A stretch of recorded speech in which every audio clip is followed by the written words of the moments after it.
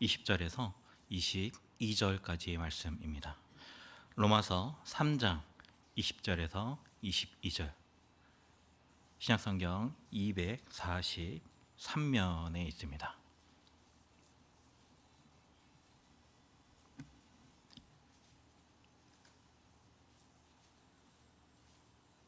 다 찾으신 줄로 알고 함께 교독하시겠습니다.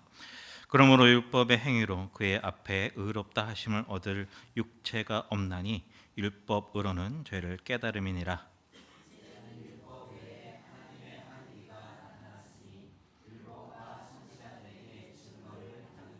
함께요. 곧 예수 그리스도를 믿음으로 말미암아 모든 믿는 자에게 미치는 하나님의 의인이 차별이 없느니라. 아멘.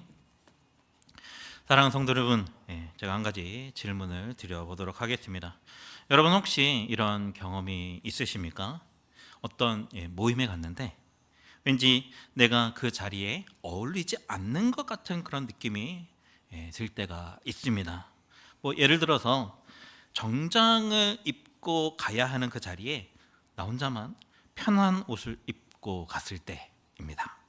주변 사람들을 보니 다 단정하고 또 깔끔한데 왠지 나만 어색해 보입니다. 그 순간 그 마음이 어떻겠습니까? 괜히 사람들의 눈을 피하게 되고 빨리 그 자리를 벗어나고 싶어집니다. 신앙생활을 하면서도 이런 마음이 들 때가 있습니다. 교회 오기는 왔는데 왠지 하나님 앞에서 내가 당당하지 못한 그런 느낌이 들 때가 있습니다. 왜 그렇습니까? 지난 한 주를 돌아보면 내 삶이 그렇게 거룩하지 않았기 때문에 그럴 수 있습니다. 말로 상처를 주기도 했고 마음속에 미움이 올라오기도 했고 욕심과 불평이 내 속에 올라오기도 했기 때문일 것입니다. 그래서 어떤 성도들은 이런 생각을 합니다. 나는 아직 의로운 사람이 아닌 것 같은데, 교회에서는 의롭다라고 말하지만 실제 나는 좀 아닌 것 같은데 라면서, 사실 우리가 의롭다 칭함을 얻었다라고는 하지만 뭔가 찜찜합니다. 혼란스럽고 또 헷갈릴 때가 있습니다. 교회에서는 항상 의롭다라고 말해 주니까 의로운 것 같기는 한데 이 세상을 살아가는 자신의 모습을 보면 결코 의롭지가 않습니다. 마음이 깨끗하지 못하고 행동도 정결하지 못합니다. 욕심부리고 정욕적이고 시기하고 질투하고 원망하고 불평하고 온갖 나쁜 습관들은 다 하고 있습니다. 주변을 의식해야 하는 자리에서는 나름대로 체면도 세우고 있습니다. 그런데 내 신앙이 탄로나지 않는 것이나 집에 들어서는 순간 어떻게 합니까? 밖에서 그렇게 억눌렸던 쌓였던 것들을 더 잠금 해제해 버립니다. 그러다가 주일날 예배하러 오면 교우들을 볼 명목이 없습니다. 일주일 동안 내 멋대로 하고 살다가 점잖게 그럴듯하게 교우들에게 인사하려고 하니까 괜시리 어색해지는 것이죠. 예배하면서도 마음이 편해지질 않습니다. 찬양을 부르면서도 또 기도를 하면서도 왠지 하나님 앞에서 고개가 숙여지는 것이죠. 의롭지도 않고 변화된 삶을 사는 것도 아닌데 그냥 연기하려고 하니까 힘이 드는 것입니다. 그냥 예배 한번 빠지고 얼굴 한번 안 보이는 것이 차라리 속이 편합니다. 차라리 교회가 내 의지와는 상관없이 차츰 시간이 지나면 행동이 변해서 마침내 의로운 사람이 됩니다 라고 가르쳐 줬으면 그냥 내 마음이 편할 것 같은데, 인간의 본성, 내 행동은 그냥 무시하고 처음부터 의롭다 칭함을 얻었습니다 라고 배우게 되니까 마음이 영 불편합니다. 내 실제 모습은 그게 아닌데 자꾸 의롭다라고만 하니까 마음이 불편해지는 것이죠. 이런 부담감에서 좀 벗어나서 자유롭고 당당하게 신앙생활하는 길이 있다면 과연 무엇일까요? 예수님을 믿으면 정말 의롭게 되는 것은 사실일까요? 이런 의구심에 들 때가 한두 번이 아닐 것입니다. 사랑하는 성도 여러분, 우리가 의롭게 된 것은 두 가지 이유 때문입니다. 첫 번째로 법이 바뀌었기 때문입니다. 이전에는 행위로 의롭다, 의롭지 않다를 결정했습니다. 행위가 온전하면 의로운 것이고 온전하지 않으면 불의한 것이었습니다. 의롭다라는 말은 그저 쉽게 할 수 있는 말이 아닙니다. 평생에 죄를 단 한 번도 짓지 않은 사람을 의인이라고 부를 수 있죠. 또 하나님 앞에 설 때에 조금도 마음에 부끄러움이 없는 사람을 의인이라고 부를 수가 있습니다. 또한 사탄이 참소할 수 없는 자격을 가진 사람, 그러니까 이 사탄이 틈타지 못하는 사람을 의인이라고 부를 수 있는 것입니다. 그러나 사람의 힘과 능력만으로는 이런 의에 도달할 수 있는 사람은 아무도 없습니다. 그래서 하나님이 우리에게 새로운 법을 주셨습니다. 본문 21절과 21절의 말씀을 함께 보시면, 이제는 율법 외에 하나님의 한 의가 나타났으니 율법과 선지자들에게 증거를 받은 것이라. 곧 예수 그리스도를 믿음으로 말미암아 모든 믿는 자에게 미치는 하나님의 의니 차별이 없느니라. 아멘. 이 법은 예수님의 십자가를 믿는 자에게 의를 주는 그런 새로운 법입니다. 복음이죠. 예수님의 십자가 보혈을 믿기만 하면, 이 복음을 믿기만 하면 누구나 죄 사함을 받고 의롭게 되는 그러한 법입니다. 율법이 아닙니다. 율법과는 완전히 다른 법입니다. 믿음의 법이라고 할 수 있습니다. 복음의 법입니다. 복음을 믿기만 하면 차별 없이 누구나 의롭게 되는 그러한 법입니다. 여러분, 이 복음을 가장 잘 보여주는 이야기가 있습니다. 바로 탕자의 비유이죠. 한 아들이 아버지에게 재산을 달라고 합니다. 사실 이것은 아버지가 좀 빨리 돌아가셨으면 하는 그런 말과 같은 거죠.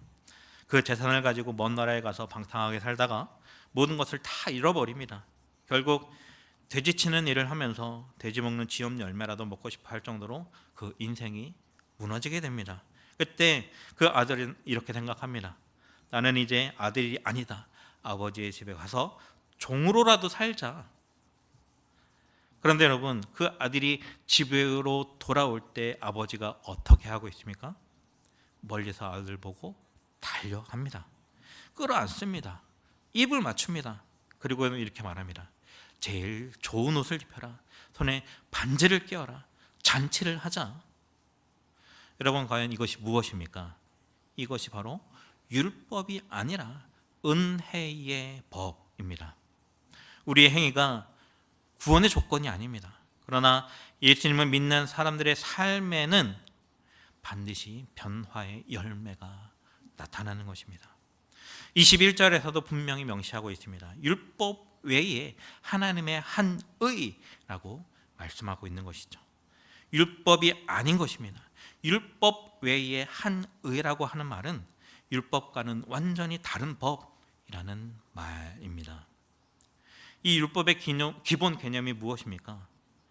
이 법이 제시하는 이 행동 요건을 갖출 때 의롭게 된다라는 것이죠. 율법의 요건을 충족시킬 때 의롭다라고 인정해 주는 것입니다. 이 구약 성경에서 바리새인들이 만든 이 규칙이 가지수가 몇 가지입니까? 600가지가 넘죠. 이 중에 하나라도 빼놓지 말고 다 행할 때 의롭다라고 인정받는 것입니다. 이처럼 율법은 행위로 증명하는 법입니다. 그러나 새로운 법은 완전히 다릅니다. 행위로 증명해야 하는 법이 아닙니다. 복음을 믿기만 하면 의롭다라고 인정을 해주는 법입니다. 우리가 이 복음을 믿음으로 증명하는 법입니다. 이러한 이 개정 전의 법과 또 개정 후의 법은 기본적으로 이 체계와 시스템이 다릅니다. 이 체계와 시스템을 이해하지 못하면 복음이 얼마나 하나님의 놀라운 축복인지를 모르게 되는 것입니다. 한 예로 예수님께서 현장에서 간음하다가 붙잡혀온 이 여인을 용서해 주셨습니다. 바리새인의 관점에서 볼 때 그 여인은 돌에 맞는 형벌을 받아야 합니다. 그러나 예수님은 그 여인을 용서해 주셨습니다.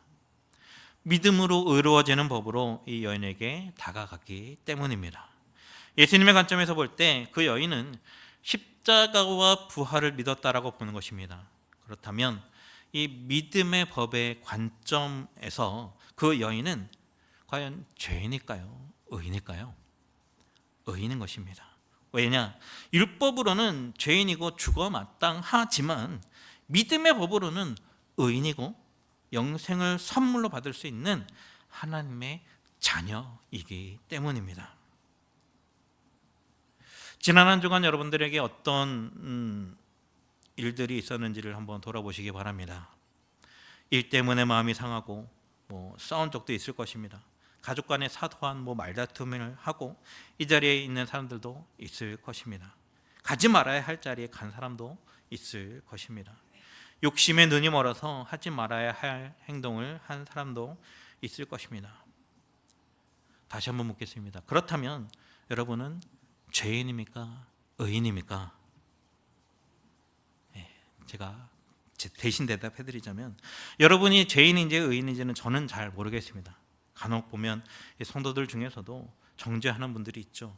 그러나 그것은 이 바리새인적인 습관입니다. 정죄하기보다는 사랑으로 이 믿음의 법을, 이 복음을 가르쳐 주어야 하는 것이 맞는 것이죠. 혹 나에게 이런 바리새인적인 습관이 있다면 빨리 걷어낼 수 있기를 소망합니다. 과연 여러분의 선택은 무엇입니까? 율법을 선택하시겠습니까? 이 믿음의 법을, 이 복음을 선택하시겠습니까? 우리가 믿음의 법 아래에 있겠다라는 것은 생각을 완전히 바꾸겠다라는 그런 결단입니다. 그 결단이 무엇입니까? 이전에는 600여 가지의 행동으로 살았었고 600여 가지의 행동으로 사람을 판단했습니다. 그러나 이제는 복음을 들고 예수님을 믿고 예수님을 믿느냐로 판단하겠다라는 것이죠. 이전에는 어떻게 사느냐가 중요했었는데 이제는 예수님을 믿느냐가 중요해졌다라는 것입니다. 이제는 어떠한 행동을 하느냐보다 예수님을 믿느냐가 더 중요해졌습니다. 그것이 바로 율법에 의해 하나님의 한 의, 다시 말해서 완전히 새로운 의의 법으로 바뀌어진 것입니다. 율법이 지배하던 시대에서 복음이 지배하는 시대로 바뀌어진 것이죠. 누구든지 믿기만 하면 그리스도 예수 안에 있는 성령으로 말미암아 하나님의 은혜로 값없이 의롭다 하심을 얻는 그러한 시대가 되었습니다. 예수 그리스도의 십자가 보혈을 믿기만 하면, 이 복음을 믿기만 하면 누구나 의로워지는 시대입니다. 우리가 이렇게 된 이유 두 번째는 행위로 의를 판단할 수 없기 때문입니다. 율법은 이 600여 가지 행동으로 사람들을 판단합니다. 그러나 믿음의 법은 이 600여 가지 행동으로 사람을 판단하지 않습니다. 이 말은 누구든지 의롭게 될 수 있는 자격이 주어진다라는 말입니다. 차별이 없습니다. 남녀노소 누구나 원하면 의롭게 될 수 있습니다. 어떤 출신이나 배경도 상관없습니다. 22절 하반절에 모든 믿는 자에게 미치는 하나님의 의인이 차별이 없느니라. 어떤 사람이든 믿기만 하면 의롭게 됩니다. 600여 가지의 행동이 결정하는 게 아니죠. 믿음이 결정합니다. 예수 그리스도의 복음을 믿기만 하면 누구든지 의롭게 됩니다. 마가복음 5장에서 군대 귀신 들린 사람도 예수님을 만나고 의인이 되었습니다. 이 쇠고랑으로 묶여서 제어하려고 해봐도 힘이 너무 세서 제어할 수가 없었습니다. 옷을 홀딱 벗고 무덤 사이에서 짐승 소리를 내면서 맨날 며칠을 잠도 안 자고 자기 몸을 학대한 사람이죠. 그런 사람도 예수님을 만나 귀신은 물러가고 의인이 되었습니다. 예수님을 만난 사람 중에는 남자도 여자도 귀족도 노예도 유대인도 이방인도 온갖 병자들, 죄인들, 정치인들, 상인들, 시골 사람, 도시인, 어린아이, 노인 할 것 없이 수많은 다양한 사람들이 있었습니다. 그들을 만날 때 어떤 조건이나 배경을 묻지 않으셨습니다. 예수님은 이 600여 가지 행동으로 사람을 판단하지 않으셨습니다. 예수님의 눈에는 모든 사람이 십자가의 보혈을 믿기만 하면, 이 복음을 믿기만 하면 의롭다 칭할 수 있는, 깨끗해질 수 있는 그러한 사람들로 보인 것입니다.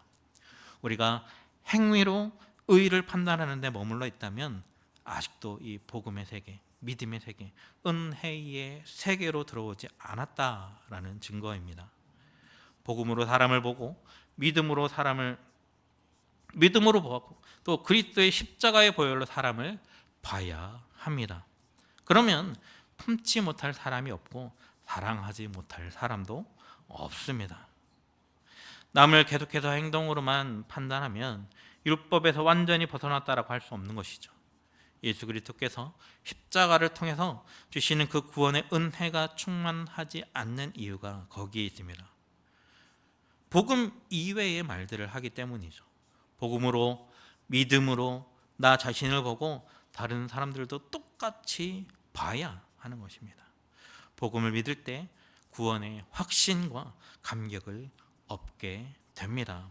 그렇게 되면 더 이상 찜찜할 것 없고 혼란스러울 것 없고 헷갈릴 것도 없습니다. 우리는 율법의 시대로 다시 되돌아가는 일이 없어야 합니다. 우리는 믿기만 하면 누구나 의롭게 되는 시대에 살고 있죠. 로마서 8장 1절과 2절의 말씀 보시면, 그러므로 이제 그리스도 예수 안에 있는 자에게는 결코 정죄함이 없나니 이는 그리스도 예수 안에 있는 생명의 성령의 법이 죄와 사망의 법에서 너를 해방하였음이니라. 아멘. 법이 바뀌었습니다. 이 새로운 법이 이전의 법에서 우리를 해방시켜 주었습니다. 죄와 사망의 지배한 시대는 이제 끝났습니다.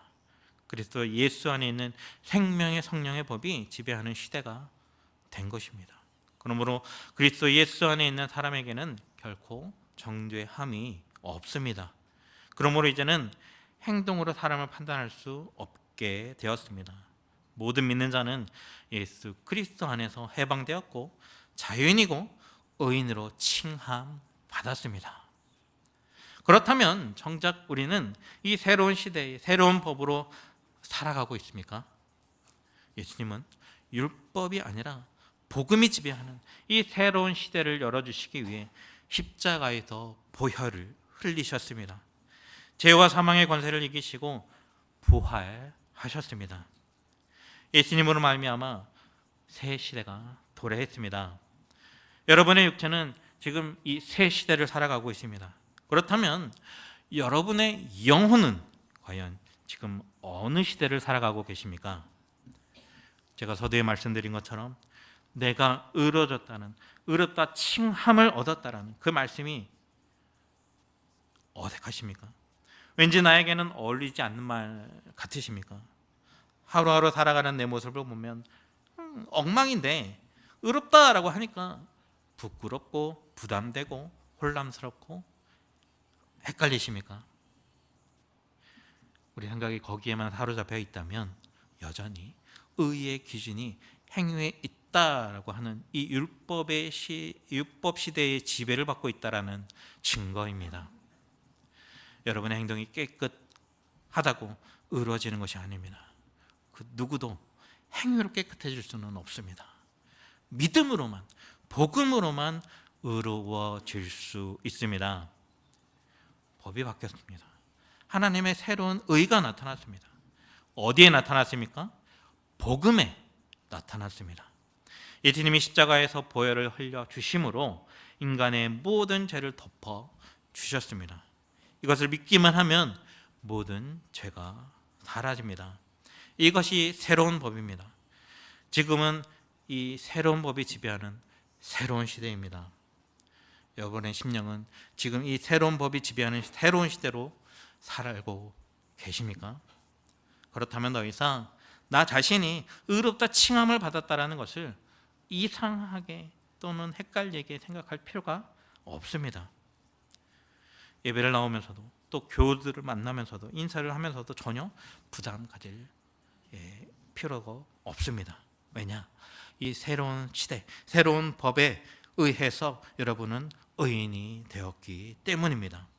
예수님께서 이렇게 좋은 시대, 좋은 법, 복음을 주시기 위해서 이 땅에 오셔서 보혈을 흘려 주신 것입니다.